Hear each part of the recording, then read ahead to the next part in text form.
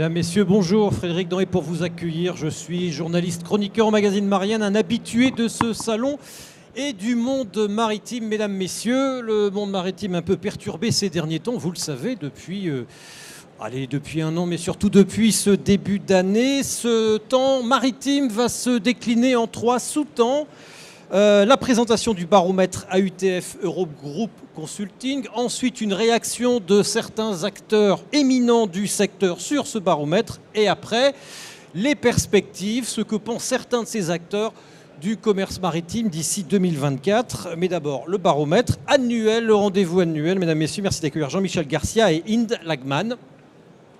Ce qui veut dire... Voilà, Jean-Michel Garcia, délégué aux transports internationaux chez AUTF, Hind Lagman, associé chez Eurogroup Consulting, c'est à vous. Merci beaucoup.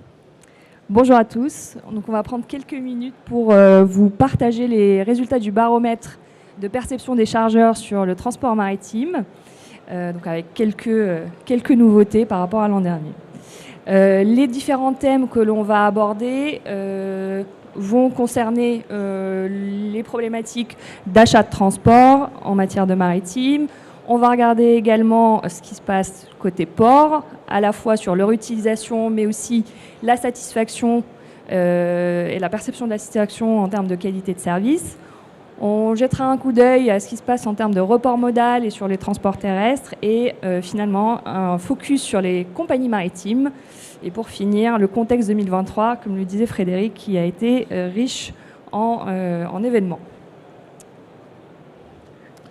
Alors, un panel cette année qui a évolué, puisqu'on a des répondants qui sont toujours de plus en plus nombreux, avec une meilleure répartition des secteurs industriels qui sont représentés.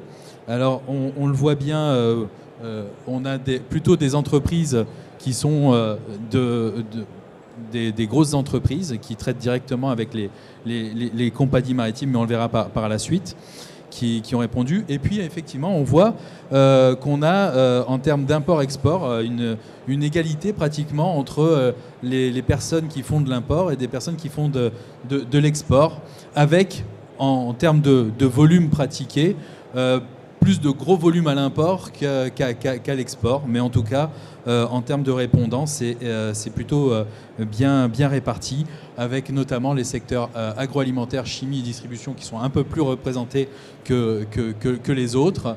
Et puis une prise de décision qui se passe à plus de 82% en France. Voilà. Du coup, sur le premier item, sur l'achat de transport. Donc, cette année, on est autour de 65% des acteurs qui ont une prise directe sur leur achat de transport. Donc, en complément, c'est 35% qui passent par des commissionnaires de transport. Quand on regarde là où ils sont décisionnaires, un peu comme l'an dernier, ils sont toujours décisionnaires en direct sur le choix du port en premier, ensuite sur le choix du transporteur terrestre et puis enfin sur la compagnie maritime. Quand ils passent par des commissionnaires, sur le port, on est toujours sur une influence assez forte des chargeurs sur ce choix-là. De même pour le transporteur terrestre. Pour ce qui est des compagnies maritimes, là pour le coup, c'est plus équilibré. Voilà, ces slides qualifient quand même un petit peu le panel qu'on a décrit un petit peu tout à l'heure, qui montre quand même que le chargeur est quand même au cœur du choix du port et des compagnies maritimes sur les répondants. Hein, et je le répète, hein, on va se caler plutôt sur l'aspect évaluation cette année que sur l'aspect comparaison, hein, parce que c'est vrai que les panels évoluent d'une année sur l'autre et il faut être relativement clair là-dessus. Mais voilà, même quand on passe par un commissionnaire, eh bien, les chargeurs influent sur le choix d'un port, d'une compagnie maritime. Alors, compagnie maritime, des fois, c'est moins facile, on le constate, mais en l'occurrence, il y a toujours cet aspect-là qui est bien présent chez les chargeurs. Si on regarde justement l'utilisation des ports, comme l'an dernier, on retrouve nos 5 grands ports avec le trio de tête Aropa, Grand Port Maritime de Marseille et Anvers. Juste derrière le Grand Port Maritime de Dunkerque et le port de Rotterdam. Donc, en termes de volume, on reste à peu près sur les mêmes. Ce qui est intéressant de regarder, par contre, c'est les critères de choix des ports qui ont évolué. Vous voyez au début, le premier critère, ça reste le coût.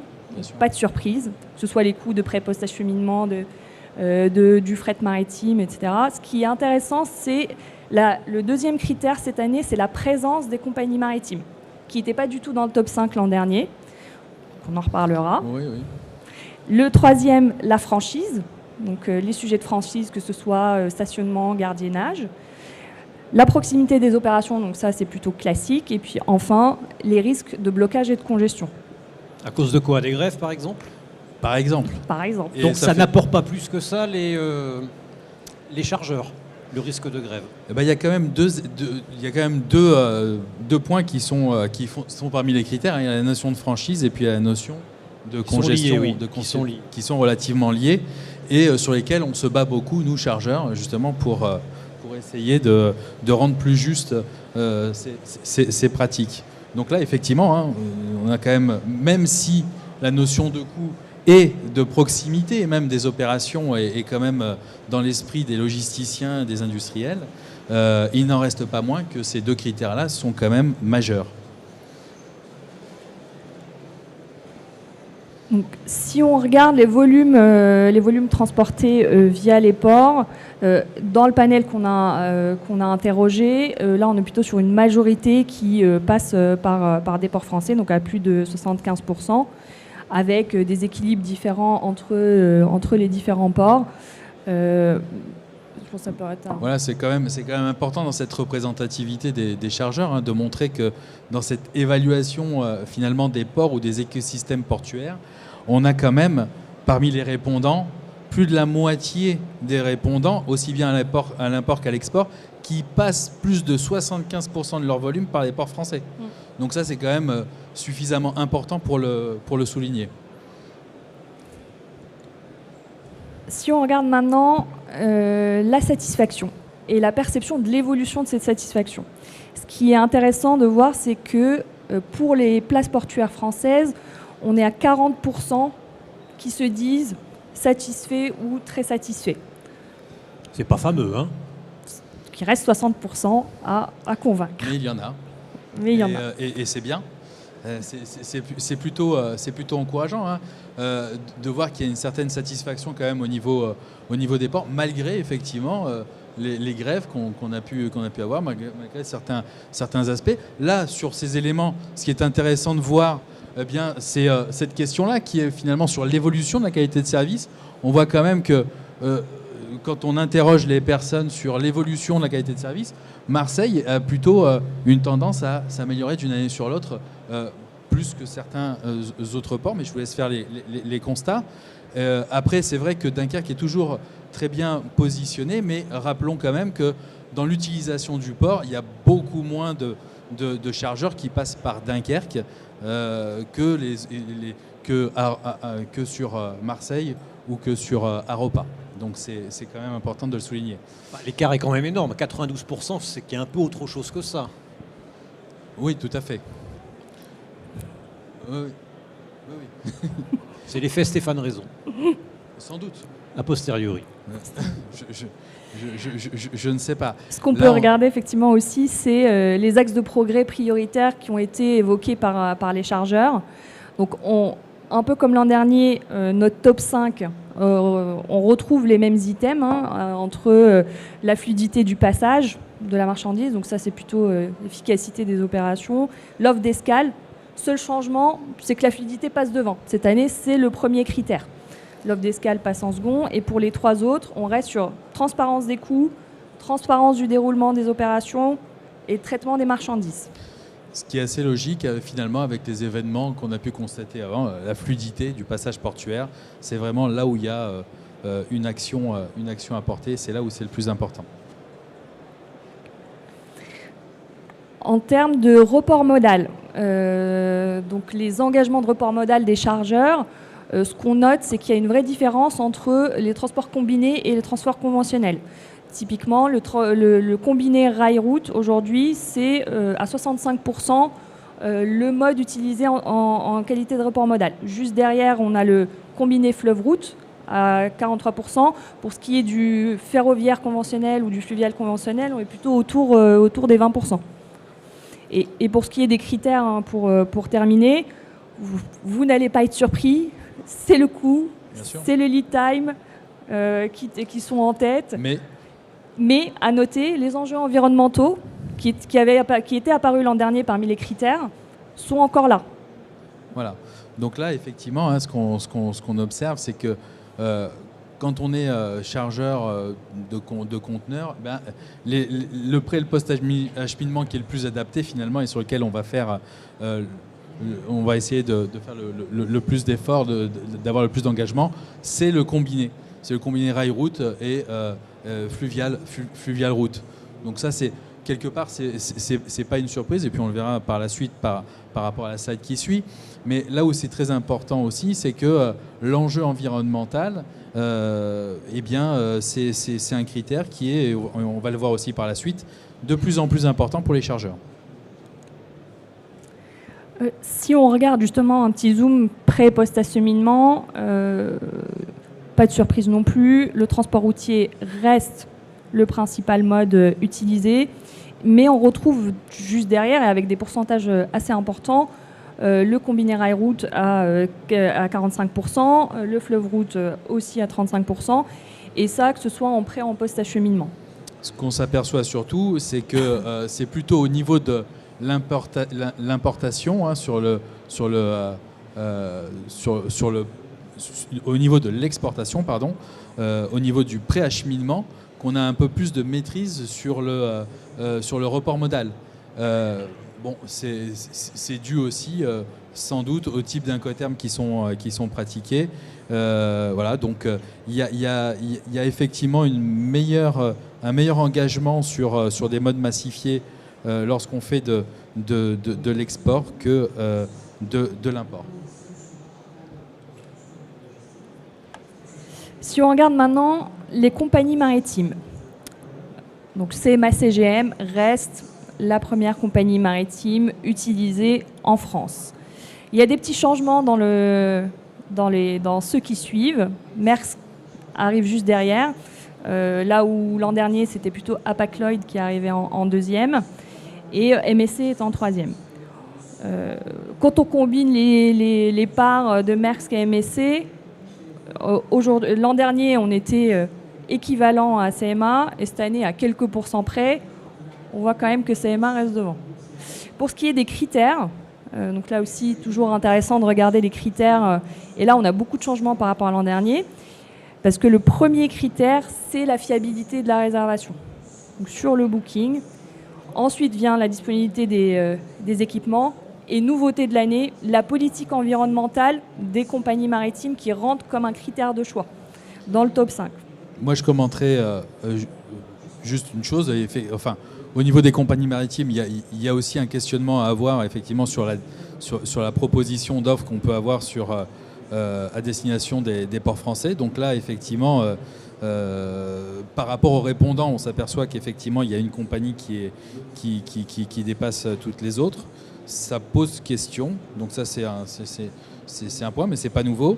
Et deuxièmement, sur deux aspects, il y a cet aspect-là qui est fiabilité. Fiabilité de la réservation, cette fin d'année, on a eu quand même les événements avec la mer Rouge, et effectivement, il y a eu pas mal de chargeurs qui se sont trouvés avec des flux qui ne pouvaient pas charger comme ils le souhaitaient parce que les compagnies maritimes refusaient tout simplement de charger la marchandise aux conditions qu'ils avaient eues dans leur contrat à long terme. Donc la notion de fiabilité a quand même quelque chose, c'est quand même un critère qui est devenu le critère principal dans le choix des compagnies maritimes. Et le deuxième point, et c'est pas aussi anodin, il y a quelque chose qui apparaît, c'est la politique environnementale. Avec les événements les changements qu'on vit en ce moment avec l'ETS navire, et puis le fait qu'effectivement, potentiellement, les compagnies maritimes veulent faire supporter le poids de manière directe aux chargeurs en le facturant en une ligne supplémentaire, par exemple. Mais ça, c'est un commentaire. Ce qui est important de voir, c'est l'apparence, finalement, de cet élément dans les enjeux de choix des compagnies maritimes. Parce qu'il y a une obligation réglementaire avec le marché du carbone, maintenant. Tout à fait. Obligation réglementaire qui fait partie du coût, qui fait partie d'une industrie, mais rappelons-le, c'est le scope 1 de l'industrie maritime. Voilà. Si on regarde maintenant la performance perçue des compagnies maritimes, et le constat est assez unanime, il s'est fortement dégradé. Donc, sur différents critères, on a interrogé les chargeurs, et globalement, par rapport à l'évolution, aujourd'hui, on est sur une insatisfaction, et les critères qui reviennent sont ce qu'on a évoqué tout à l'heure, des problématiques de blocage dans les ports, de congestion, de fluidité du passage, etc., etc. Moi, le commentaire que je ferai sur cette slide, bon, tout est décrit, donc vous pourrez le revoir dans le rapport complet qui sera mis à disposition par Eurogroupe sur son site dans quelques minutes. Le point que je vais faire apparaître, c'est ce dernier point sur la contractualisation. On s'aperçoit qu'il y a quand même, dans les répondants, il y a quand même peu de chargeurs qui ont pris en main le fait de mettre des service level agreement dans leur contrat. Et donc ça, c'est quelque chose certainement auprès des chargeurs qu'il faudra promouvoir. Alors c'est peut-être pas quelque chose de simple, justement, parce qu'il y a quand même un déséquilibre de rapport de force entre les compagnies maritimes et les chargeurs, mais il y a quelque chose effectivement à faire sur ce point-là. Les chargeurs qui se retrouvent soumis à des fluctuations de prix plus importantes dans la mesure où ils ne sont pas contractualisés, c'est ça? Tout à fait. Là, si on parle effectivement de ceux qui sont pas en contrat direct avec les compagnies maritimes, où normalement, effectivement, quand on a un contrat à long terme, on a une certaine assurance quand même d'avoir un certain niveau de prix tout le temps, puisqu'on s'est mis d'accord sur ça, il y a un certain niveau de service. Maintenant, si effectivement on n'a pas de flux suffisamment important, suffisamment régulier, etc., eh bien, c'est plus la même histoire, effectivement. Si on fait un zoom rapidement sur l'année 2023, donc on a posé la question sur l'ordre des problématiques rencontrées. En premier, grève et blocage sur les ports français. Le deuxième, c'est la congestion. Et le troisième, c'est la hausse des prix des énergies, ce qui se passe aujourd'hui sur le marché du transport maritime. Pour ce qui est du niveau de service, on va dire qu'on est sur 50-50. 50-50 plutôt conforme, 50 non conforme. Et pour ce qui est du besoin d'aller trouver des alternatives, même chose. C'est-à-dire que pour la moitié d'entre eux, ils ont dû aller chercher des alternatives autres que transport maritime. Alors on est sur des alternatives, hein, c'est 10% des volumes en alternative et 30% des volumes en alternative. Pourquoi c'est important ça? Tout simplement parce que quand il y a des problèmes dans les ports, il faut trouver des solutions. Les solutions qui sont proposées par les commissionnaires de transport, qui sont proposées qui se font naturellement aussi par les compagnies maritimes en contournant les ports, etc. Tout ça, ça a des conséquences pour les chargeurs, bien évidemment, parce que ça a des coûts. Mais en tout cas, il faut trouver des alternatives, parce qu'il faut disposer de la marchandise. Donc c'est quand même important de se dire que quand même, on est sur des questions d'actualité sur 2023, etc. Il y a eu des perturbations et il y a bien sûr des conséquences là-dessus. Peut-être rapidement sur les volumes qui sont plutôt en baisse cette année, plutôt liés au commerce international global, qui se traduit dans les budgets. Alors là-dessus, les budgets, c'est aussi le fait que cette année, 2023, c'est aussi la continuité d'une baisse des taux de fret qu'il y a pu avoir jusqu'à novembre 2023. Par contre, après, effectivement, avec les événements de la mer Rouge, etc., il s'est passé autre chose en fin d'année, mais plus en début d'année 2024. Mais effectivement, en point de vue de budget, il y a eu une baisse par rapport à l'année dernière, ça, c'est évident. Par contre, ce qui est important de souligner aussi, c'est que finalement, l'économie, elle n'est pas forcément à la reprise. On le voit bien, hein, les volumes maritimes, en général, ils ne vont pas exploser. Hein, et dans les projets, etc., on est sur cette tendance. Ça marche. Pour finir, on retrouve en termes de facteurs de cette année, donc évidemment le facteur géopolitique, le contexte énergétique qui influe sur les choix. Donc dans les critères qui ont été proposés, c'est vraiment ceux qui reviennent, y compris les enjeux RSE. Donc ça rejoint ce qu'on disait tout à l'heure. Et donc juste sur ce critère-là, hein, oui. Quand même un point qui est relativement important, parce qu'on a posé la question, qui est une question d'actualité récurrente. Est-ce que vous avez été impacté par des frais de stationnement ou des frais de détention et demurrage? Oui, à 63%. Donc voilà. Donc je rappelle aussi qu'en termes de franchise, tous les chargeurs ne sont pas égaux, parce qu'il y en a beaucoup qui arrivent à négocier des franchises beaucoup plus importantes par rapport à leur flux logistique, etc. Et donc ils sont peut-être aussi moins impactés par ces choses-là, ou des personnes qui arrivent à se défendre également aussi plus facilement.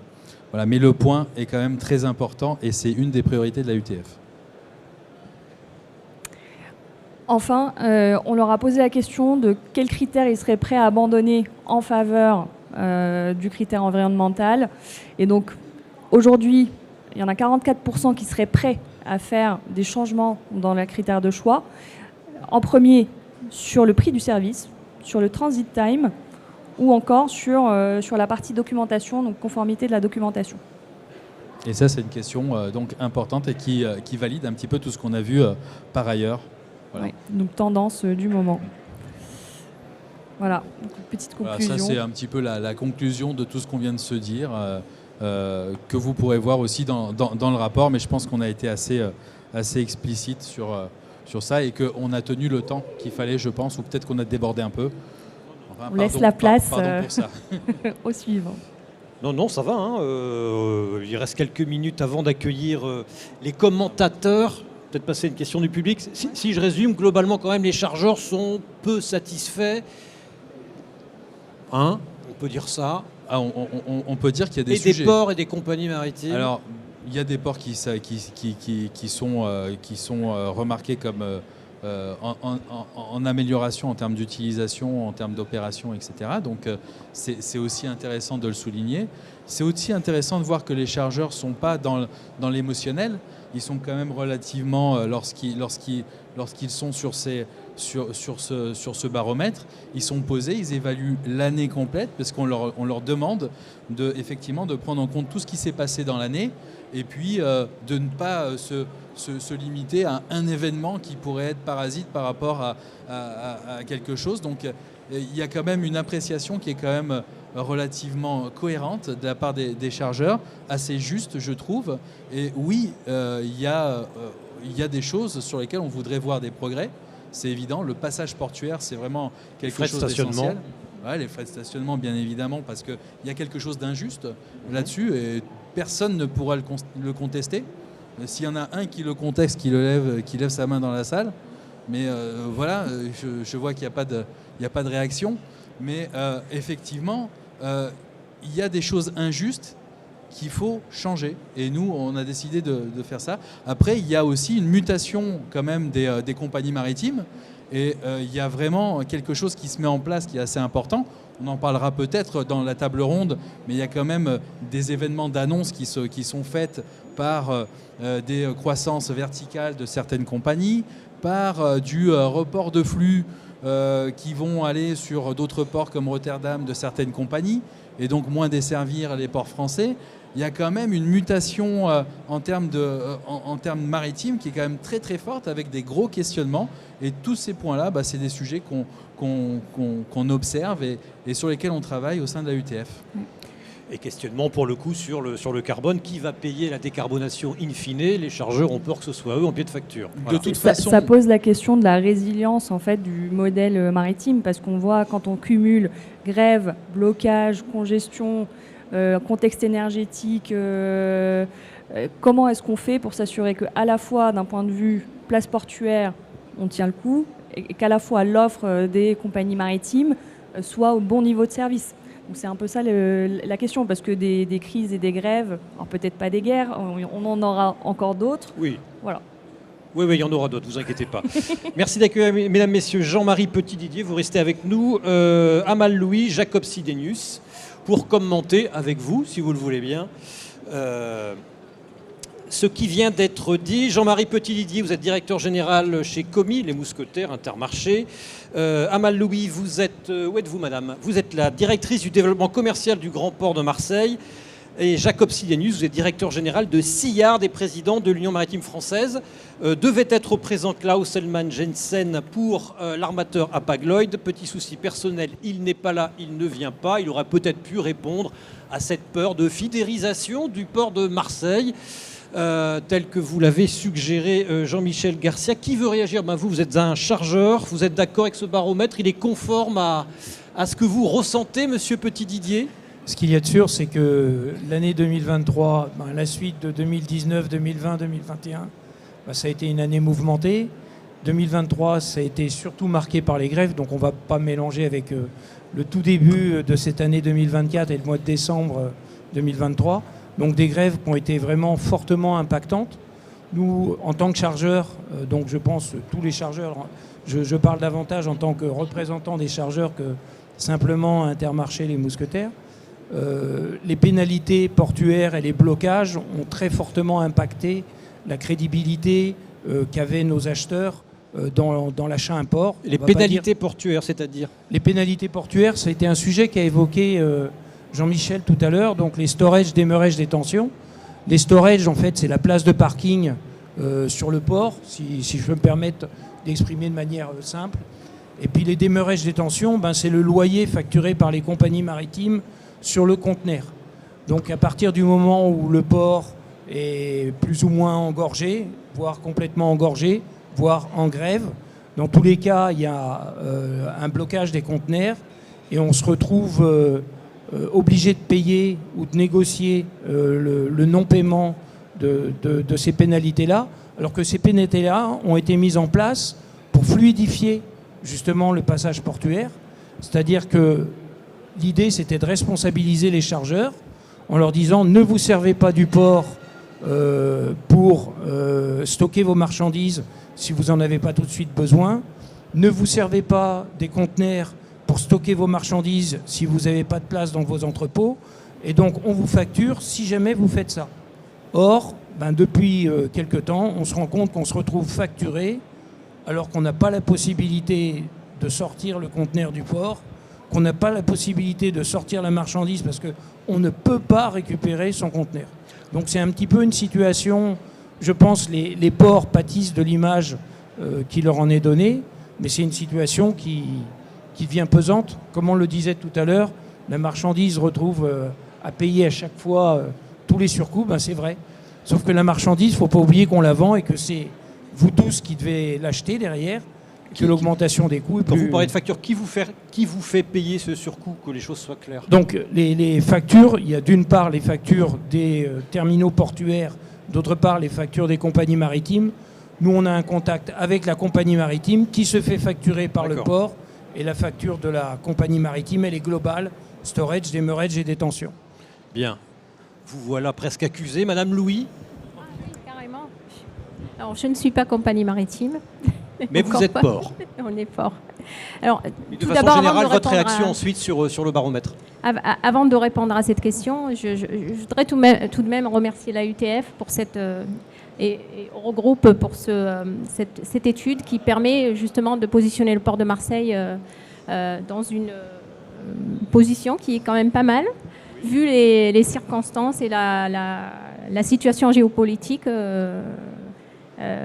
qui nous fait un petit peu tous souffrir, et nous ne pouvons qu'être heureux de savoir que le port de Marseille se positionne bien malgré tout. Il y a une satisfaction de la part des clients, des chargeurs. Vous avez une baisse de trafic depuis la guerre en Ukraine, depuis ce qui se passe en mer Rouge? Évidemment, on a été impacté sur plusieurs. Il y a un port pas que le port de Marseille, mais la France de manière générale, on a été impacté par la situation géopolitique, que ce soit la guerre en Ukraine, ce qui se passe en mer Rouge, le canal de Panama. Enfin, Canal à de chaque Panama. fois que ce soit une situation géopolitique ou une situation qui est liée à Mère Nature, on est évidemment impacté. Mais je voudrais tout de même souligner que cette satisfaction, elle ne concerne pas que le port, elle concerne quand même une communauté portuaire, parce que c'est super important de le dire, parce que pendant ces périodes-là, ces périodes dures, que ce soit des périodes qui sont liées à des blocages ou à des situations géopolitiques, on a une communauté portuaire qui est très très soudée, qui travaille ensemble, qui discute ensemble et qui permet d'arriver à ce type en tout cas, de niveau de satisfaction de nos clients. Ensuite, pour répondre à votre question, malheureusement, je ne vais pas pouvoir répondre sur la partie armateur. Tout ce que je peux dire, c'est que pendant cette période de blocage, il y a eu tout de même, toutes les entreprises ont été impactées, y compris le port de Marseille. Voilà, les ports sont aussi des entreprises, avec évidemment leurs contraintes, leurs charges, tout ce qui s'ensuit. Il y a eu pas mal de discussions et Jacob va en parler parce que c'est le président de l'Union maritime et fluviale. Plusieurs discussions. Nous, on n'était pas du tout fermés évidemment à étudier des solutions avec les uns et les autres. Mais nous avons aussi été impactés par cette situation de façon, et plus particulièrement, vous le savez, le port de Marseille, c'est un port qui a une grosse de son activité basée sur le pétrole. Et donc, sur cette manne de pétrole, il y a eu quand même des blocages qui étaient beaucoup plus violents que les blocages qu'il y a eu sur la partie conteneur. Et des discussions avec les partenaires sociaux qui ont permis quand même de garder on va dire un service minimum, en tout cas, pour le conteneur, pour pouvoir sortir les conteneurs des chargeurs dans des délais plus, on va dire, pas dans des conditions normales, mais en tout cas, garder un minimum d'activité. Des efforts qui ont été faits aussi de la part des différents opérateurs, comme les terminaux, mais je laisserai quand même au terminal de développer ce point-là. Discussion avec vous, Monsieur Sidenius, notamment sur les loyers. Mais avant de répondre à cette question et de répondre à Monsieur Petit-Didier, votre point de vue sur ce qui vient d'être dit? Je me félicite du score de la place marseillaise et surtout le fait qu'il est en progression. Je pense que nous qui avons des cheveux gris et qui sont dans le métier depuis un peu de temps, on sait que ça vient de loin, donc je me félicite de ça. Nous avons beaucoup de discussions entre nous pour essayer justement d'identifier les points faibles et nous améliorer. C'est à l'ordre du jour d'une façon Entre constante. vous, c'est qui? C'est vous, le port et les chargeurs? C'est vraiment tout le monde. Et l'Union maritime et fluviale représente l'ensemble des maillons dans la chaîne logistique, y inclut les chercheurs. AUTF siège au conseil d'administration de UMF, comme fait les transporteurs, les pilotes, les amateurs, les manutentionnaires, etc., où on essaye d'identifier justement le maillon faible et voir comment on peut s'améliorer. Ce n'est pas toujours facile, mais l'objectif est très clair et tout doucement, ça porte ses fruits. Spécifiquement sur les grèves, oui, c'était très fort. Nous avons été très impactés à tous les niveaux. On a été en rupture de gasoil, faute de pouvoir se faire approvisionner. On a eu des routes bloquées, donc l'accessibilité aux zones portuaires fermées. Nous avons eu pour la première fois des grèves au niveau de l'autorité portuaire dans la capitainerie, qui empêchait l'entrée et sortir de navires et la marchandise dangereuse. On a eu le remorqueur extra et évidemment aussi la partie docker. Donc on a eu un impact très fort. Les trains et les barges, on n'en parle pas. Les éclusiers sur le Rhône ont bloqué le Rhône pendant presque 2 mois. Donc tout le monde était en grève finalement. Tout le monde a été en grève finalement en 2023.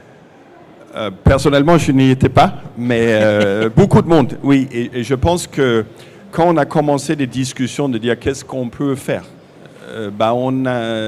c'est la définition même d'une grève finalement, c'est la destruction du valeur économique. Et quand on prend cette chaîne économique, Amal vient de le dire, l'autorité portuaire a laissé des plumes et tous les maillons dans la chaîne logistique ont laissé des plumes, sans exception. Le chercheur, d'une évidence, les transporteurs routiers, il y en a qui ont même fermé boutique, les transitaires, etc., etc., et les manutentionnaires aussi. Donc,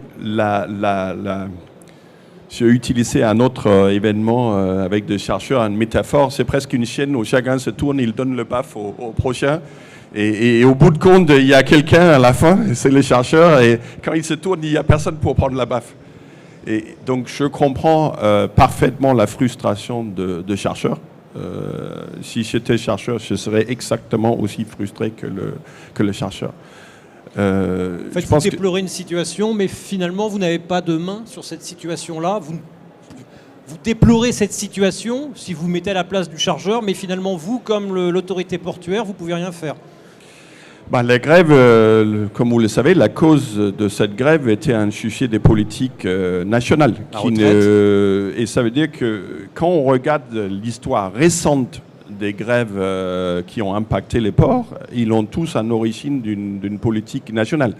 C'est pas qu'un jour, le délégué de Docker à Fos, il a dit « j'ai ras-le-bol de toi, donc je vais faire une grève ». Et Macron ne m'a pas demandé qu'est-ce que je pense sur l'autorité, sur les retraites. Et comme vous entendez, je ne suis pas français, donc je ne monte même pas en France. Donc quoi qu'il advienne, ce n'est pas ma faute. Donc la question, c'est de dire, est-ce qu'il y a un moyen d'une côté, limiter les grèves? Au moment où on se parle, il y a une discussion en cours au niveau des ministères des Transports avec l'UNIM, les unions maritimes, le port, etc., pour justement éviter un futur grève. Je pense que ça, c'est un sujet intéressant. Le sujet d'un éventuel service minimum. Qu'est-ce qu'on peut définir ou non? Madame Louis. Je ne suis pas constitutionnaliste, mais je trouve que la question se pose. Et après, il y a la question de partage de la peine économique. Est-ce que le partage aujourd'hui, il est juste ou est-ce qu'il peut être optimisé? Et malheureusement, on n'a pas trouvé la formule magique. Madame Louis. Ce que nous avons fait, par contre, c'est que nous avons déployé beaucoup d'acrobaties pour contourner les obstacles de cette grève. Et ça veut dire que nous avons fait des choses inhabituelles. On a ouvert le terminal la nuit et le week-end pour les transporteurs. On a obtenu des exonérations pour les interdictions de conduite, etc. et le temps de conduite. Donc on a pu essayer de répondre au moins partiellement à la peine pour offrir aux chercheurs des voies et moyens de limiter les dégâts qui ne sont pas habituellement là. Madame Louis, sur cette question, avant de passer la parole au public, qu'est-ce qu'on peut faire?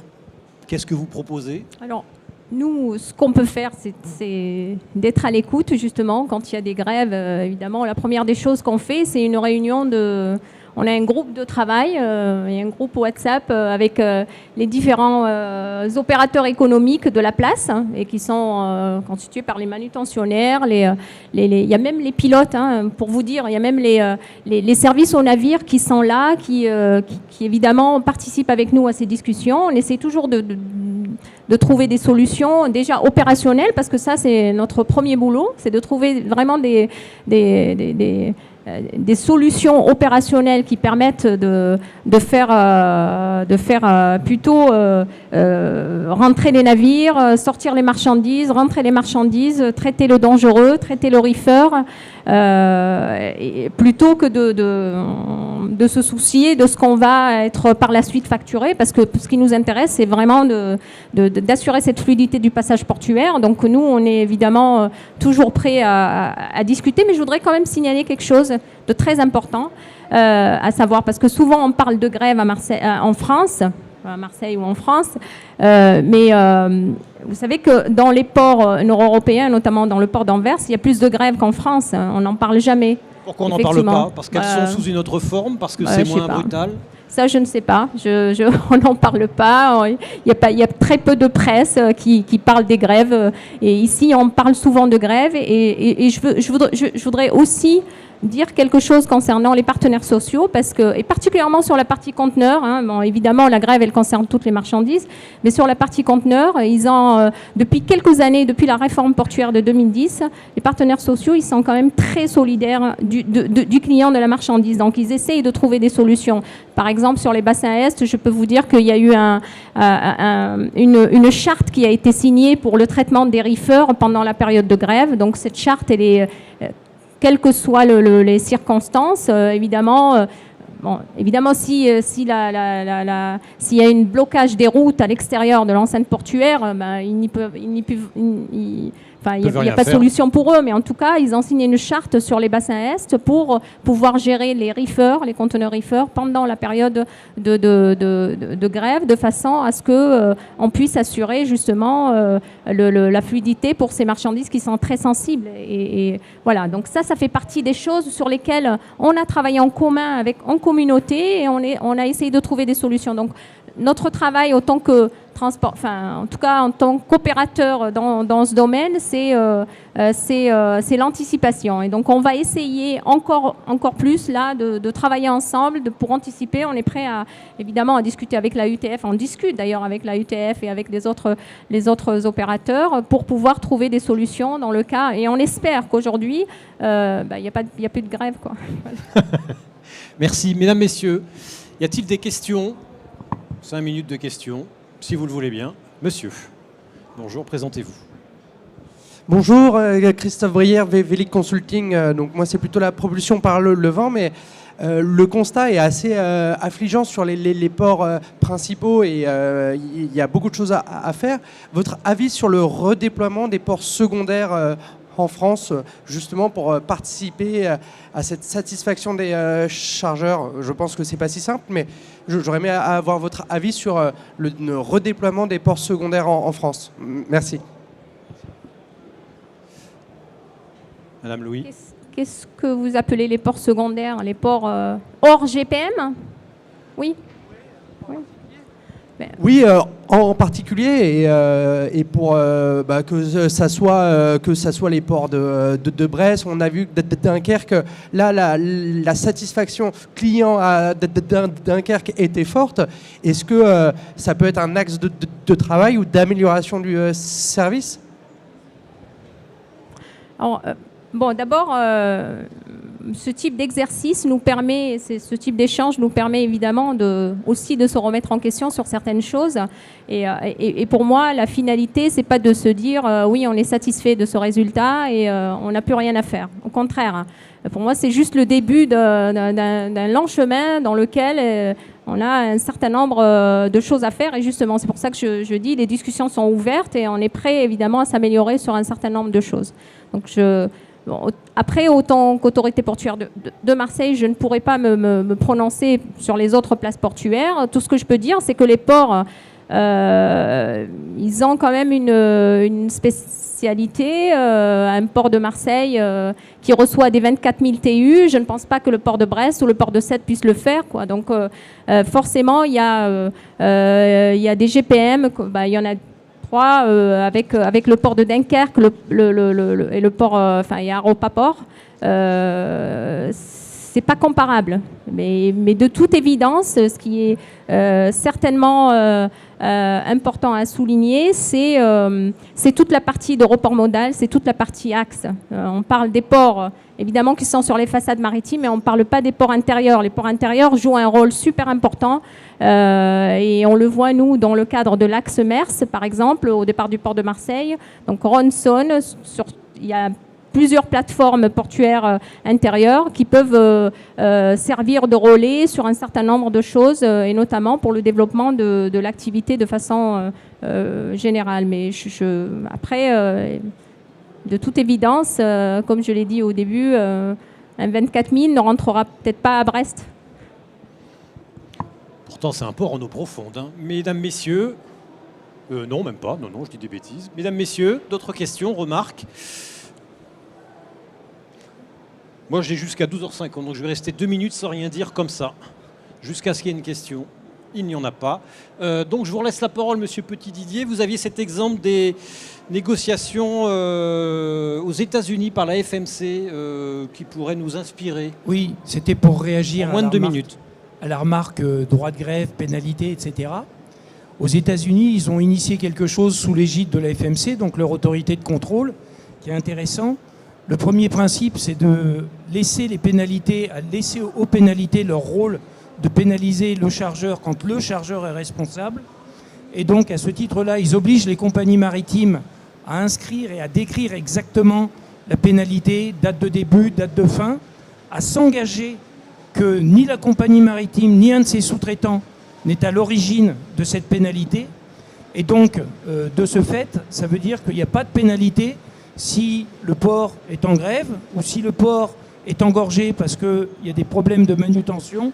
Il n'y a pas de pénalisation qui se font. Donc c'est une chose qui est nouvelle et intéressante, qui permet d'éviter de remettre en question le droit de grève. Parce que imaginer qu'on peut limiter le droit de grève, c'est bien, mais au bout d'un moment, il y aura quand même de la grève. Je ne pense pas qu'on puisse légiférer là-dessus.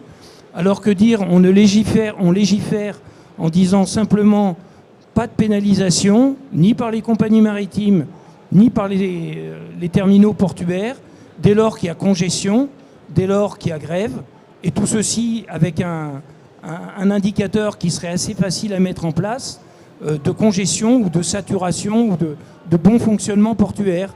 J'imagine ça comme on l'a dans les entrepôts. Dans un entrepôt, d'ailleurs, personne ne pense à remettre en question la consignation des palettes. De la même manière, je pense que storage, demurrage, détention, c'est un bon système. Mais par contre, de ne pas les facturer dès lors qu'on est en zone rouge, voire en zone noire. Sachant que dans un entrepôt, quand on est rempli à 85, 90%, on considère qu'on est en zone rouge, qu'on ne peut plus manipuler correctement. Et que dans ce cas-là, ce serait la même situation. Donc, que ce serait une solution intéressante. Quelqu'un veut réagir? Vous? Rapidement.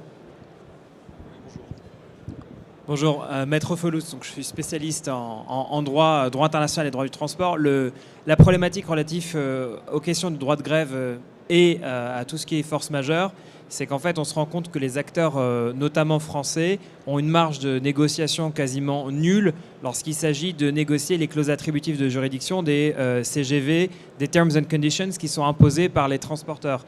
Et en fait, avant même d'avoir un débat sur le fond de savoir si la grève peut être qualifiable de force majeure ou non, on a un problème sur la juridiction qui est compétente. Et en fait, on se retrouve très souvent avec une clause qui donne tout pouvoir à Londres, par exemple, aux juridictions anglaises. Et donc, dans la réalité, on se retrouve avec des entreprises qui finissent par soit prendre sur elles en fait, les frais et provisionnent en compta d'année en année, soit ne vont absolument pas au contentieux, ou alors se retrouvent dans des contentieux extrêmement complexes. Et moi, je pense que l'alarme qu'il faut tirer, le drapeau rouge, c'est ne pas signer des bons dans lesquels était inscrit en tout petit je reconnais avoir pris connaissance des conditions générales de vente disponibles sur www.machin en anglais, dans lequel ces conditions donnent tout pouvoir aux juridictions anglaises, alors même que des fois, on peut parfaitement négocier les dites conditions, ou en tout cas ne pas signer à tout va, à tout et n'importe quoi, nous empêchant d'avoir un argument, un débat de fond sur la question notamment des grèves ou de la force majeure.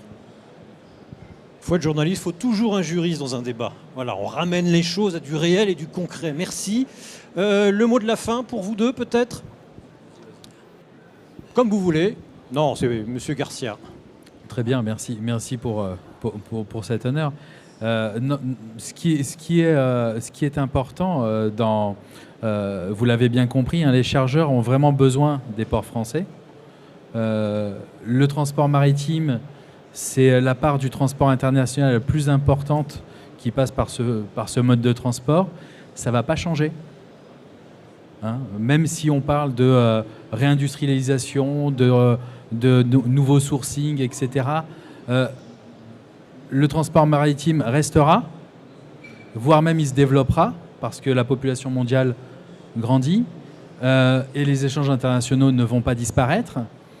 Donc les sujets sont importants, on doit travailler avec différents acteurs et on doit effectivement mettre sur la table certains sujets qui sont plus qu'irritants et trouver des solutions ensemble. Donc c'est là-dessus qu'on essaye, nous, de travailler avec TLF Overseas, avec les ports, avec les unions maritimes, avec la DGITM, avec tous les acteurs qui vont faire qu'on va pouvoir faire quelque chose de notre économie, de notre écosystème maritime français, et de le promouvoir, et d'en être fier, et d'avoir vraiment un outil performant au service des chargeurs et donc des consommateurs français, puisque servir les industries, servir la distribution, eh bien, c'est aussi ça hein, qui est important. Merci beaucoup. Le temps de se dégourdir les jambes et débat suivant. Quelle perspective sur le marché du transport maritime en 2024 ? Madame Louis, vous restez avec moi, Monsieur Petit Didier également, et nous accueillerons Anne-Sophie Fribourg. Le temps de se dégourdir les jambes, de boire un coup et d'un jingle. Mesdames, Messieurs, merci.